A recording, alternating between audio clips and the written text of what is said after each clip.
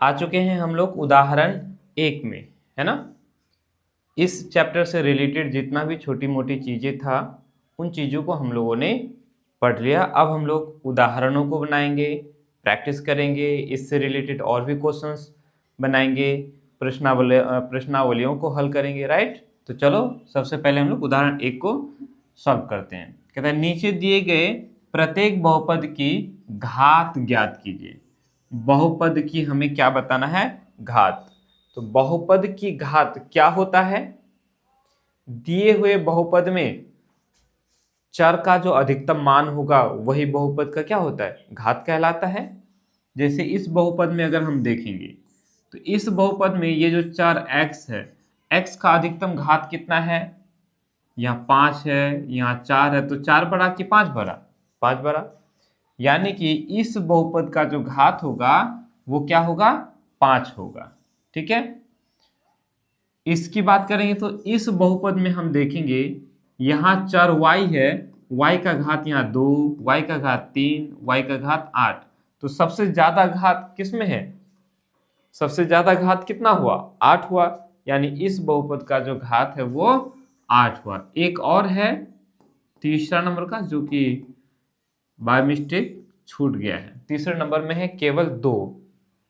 चलो पहले बनाते हुए चलते हैं, फिर इससे रिलेटेड और मैं आपको प्रैक्टिस करने के लिए दूंगा 2-4 क्वेश्चन, ताकि आपको और अच्छे से समझ में आ जाए। समझना कि ये तो सिंपल है ना।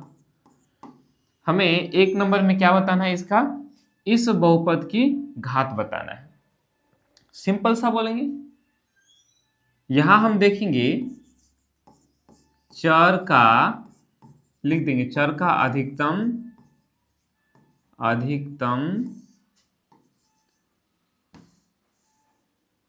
घात। चर का अधिकतम घात कितना है? 5 है ना। 5 है। तो बोलेंगे अतः इस बहुपद की घात, अधिकतम घात को ही बहुपद की घात बोलेंगे। बहुपद की घात 5 है। क्लियर? बस इसको इतना ही लिख करके छोड़ देना है, बाकी कुछ नहीं करना है। दूसरे नंबर की अगर बात करेंगे तो चर का अधिकतम घात कितना है? 8 है। तो यहां लिखेंगे 2 नंबर में चर का अधिकतम घात कितना है? 8 है। आप यहाँ चर का नाम भी लिख सकते हो। यहाँ इस बहुपद में चर क्या है? x है। तो यहाँ लिख सकते हो चर x का अधिकतम घात 5 है। यहाँ आप x लिख सकते हो। यहाँ चर, चूंकि दूसरे नंबर के बहुपद में हम लोग का y है, तो चर y का अधिकतम घात 8 है, लिख सकते हैं। ठीक है। या ऐसे भी लिखेंगे तो कोई दिक्कत नहीं है। बोलेंगे अतः इस बहुपद, किस बहुपद? दूसरे नंबर वाले, है ना। इस बहुपद की घात कितना हो जाएगा? 8 हो जाएगा, है ना। 8 है। तीसरे नंबर की बात करेंगे तो तीसरे नंबर में केवल 2 है। ठीक है। तो 2 ये भी हमारा बहुपद है कि नहीं? 2 को हम लोग लिख सकते हैं, 2 में हम एक चर लगा देते हैं। 2 में कोई एक चर लगा दो, x लगा दो, y लगा दो, z लगा दो, कुछ भी लगा दो, s लगाओ, t लगाओ, p लगाओ, q लगाओ, है ना। चलो हम x लगा देते हैं। x का घात जब हम 0 कर देंगे, इसके बारे में हम लोगों ने चर्चा खूब किया, है ना। तो चर x का घात जब हम 0 कर दिए तो किसी का भी पावर 0 हो जाना, उसका मान 1 हो जाता है। तो 2 गुना 1 2 ही हुआ। अर्थात इस 2 को हम लोग इस रूप में लिख सकते हैं, है ना। तो अब देखो इस 2 में हम चर का जो घात है वो कितना हो गया? 0 हो गया, है ना। तो इसी तरह से आप इसी तरह से लिख दो, है ना। लिखोगे यहां चर का अधिकतम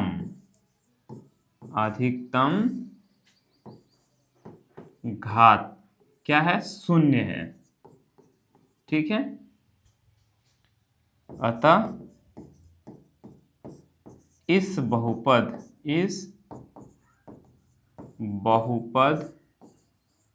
की घात क्या हो जाएगा, शून्य है।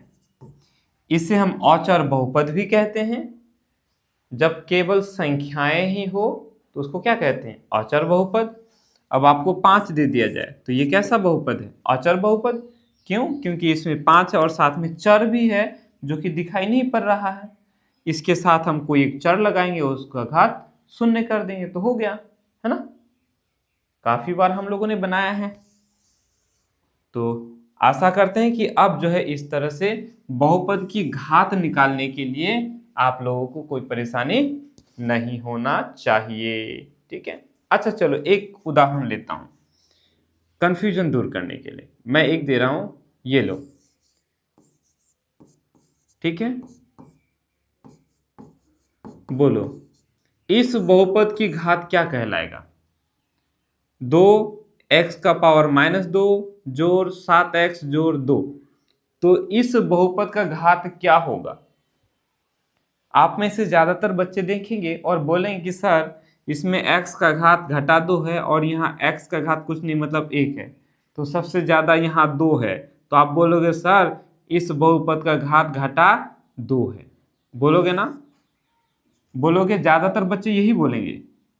और जैसे ही आपने कहा कि इस बहुपद का घात घटा 2 है, वैसे ही क्या हो जाएंगे, एकदम गलत। पहली बात, ये हमारा बहुपद नहीं है। क्या ये बहुपद है, नहीं है। क्यों नहीं है, क्योंकि यहां चर x का घात माइनस में है, ठीक है। तो चर का घात माइनस में और बटा वाला नहीं होना चाहिए। अगर माइनस में और बटा वाला है तो वो हमारा बहुपद होता ही नहीं है, अर्थात ये हमारा बहुपद है ही नहीं। जब ये बहुपद है नहीं तो हम इसकी घात क्यों बताएं, है ना। कोई दिक्कत। चलो ये थोड़ा सा आपको क्लियर करने के लिए मैंने बीच बीच में बता दिया। तो चलो उतार लो इसको।